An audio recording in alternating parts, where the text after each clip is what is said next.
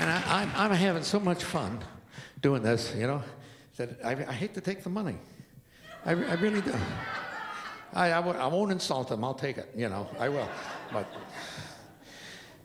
you know, I want to say something about Eubie Blake. Myself and some of my very close friends, we knew Eubie Blake, and back in the 1980s, and he was just the super guy. Eubie Blake, you would have to say, was the Mr. Ragtime of America. He turned out a tune called Charleston Rag in 1899, and he was 16, and he lived to be 100 years old.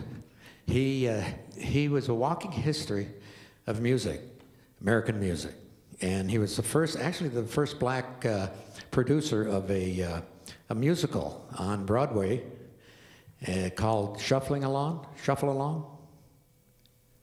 Yeah, these are my two experts over here, you see. And he was a terrific guy. He always dressed terrific. You know, his wife was always, I think she was behind that, you know. I said, you got to do this, you got to do that. You understand? Yes. But Eubie was the nicest gentleman, one of the finest gentlemen I ever met. He always had nice words to say about any pianist that he met. And he would go home and he would write his manuscripts, handwritten manuscripts of the tunes that he played and composed, and send them to you. They're priceless today. But Eubie was on Johnny Carson's show. He was 95, still playing at 95, still playing very well. And during the conversation with Johnny Carson, a very beautiful young lady walked across the stage where they were in the studio. And Eubie, as he was talking, he was following her with his eyes. He was 95. And then he turned to Carson and said, "Damn, I wish I was 90 again." That's the kind of guy he was. You know? But anyway, we're going to play. Oh, I liked, I really loved Errol Garner's playing. Did everybody remember? Anybody remember Errol Garner? Yeah, well, he was incredible because he never had lessons, didn't know what key he was playing in, so they were all the same to him, you know.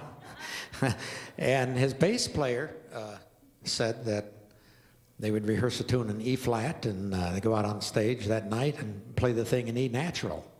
So had to have a terrific bass player with you to handle that. But Ariel had a system of introducing a song where he just rambled all over the keyboard. You didn't know what he was going to play. And then all of a sudden, he would go into a very familiar standard tune of the day, and everybody would cheer. But there is one video of Ariel out, and you can get it on the internet, and it's really worthwhile to see this guy. And he's doing that rambling, trying to introduce a song, and as he's doing that, the bass player is standing there with his arms down, and then he just kind of looks at the audience and he goes like that. It says a lot. One little movement says a lot. So I thought I'd do something, and I call it Remembering Ariel. And this has one or two of Ariel's riffs that I've heard in it, and one in particular that I repeat throughout the tune.